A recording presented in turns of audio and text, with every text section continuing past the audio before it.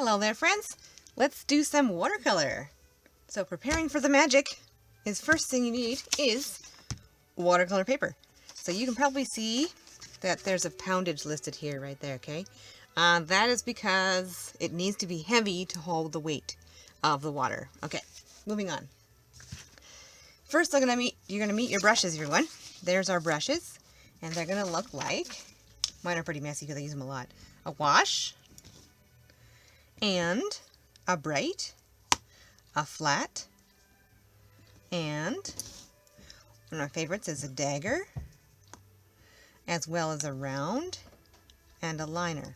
Basic brushes that I use. Don't have to have these ones. These are the ones I like to use. So, getting that out of the way, then I'll show you the paints. Colors, I try to keep colors to a minimum. So, ultramarine, Payne's Gray, Cad Red Hue. Hue only because it's got a little orange in it, a little warmer, makes a nice brown, and then we got a golden yellow. Okay, everyone? So now, got that out of the way, here's the palette. These have been drying pretty much all night, and now it's ready to paint. So I'm going to use a dagger, mostly because I get a nice angle on it. And so you just soak it a little bit.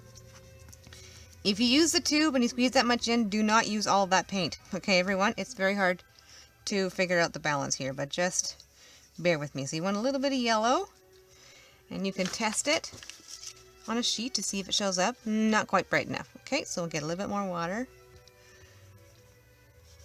There we go. That's what we're looking for right there. Okay, rinse out your brush. Get your red started. I'm going to make some orange. There's nice orange. Don't double dip these guys, just because you're going to never have a nice pure color. Okay, everyone? And there's nice orange. Okay, wash the brush out. What if I want a red? Okay, well, if I want red, then I'll just make some red and leave it right here in this little section. Just leave that red. There is other reds we can use, but just for the purposes of this actual lesson, we're going to stick with a warm one. Okay, rinse the brush out again, dab on your towel, and then we'll do the blue. Roll it around, roll it around. You don't need a lot of it. Well, ultramarine blue is known as a cold blue, you guys. Warm blue would be cobalts or turquoises, but we're going to use a warm red, a warm yellow, and a blue, a cold blue, pardon me. And then the last one is Payne's Gray. It looks black, but it's actually a very deep navy blue. And it's really fun to play around with, you guys. Really fun. And it can darken any of these colors, okay? So you can see these colors on here. So there's Payne's Gray. Okay. And let's have a look at the blue. Ultramarine blue. Not quite blue enough. Let's get some more in there. There we go. Okay. And some red.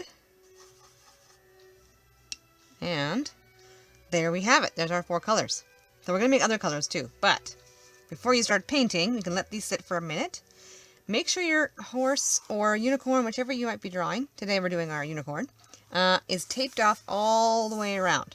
Painter's tape, important. It's very nice because it doesn't tear off paper later, everyone. This is 3M, so that's one name brand. There's lots of different types you can get from paint companies and painting companies and all those kind of things. And the other thing you should probably have with you handy is a Kleenex. That's just to sop up extra color, just in case you make a mistake. It happens. Or drop water or whatever else. There's such thing as too much water. There's such thing as too much color. So, let's take a look at that. So here we are. Too much paint, too much water, wet on dry, wet on wet, how to soften hard edges, layering colors, and glazing tips. Coming up next, you guys. Thanks.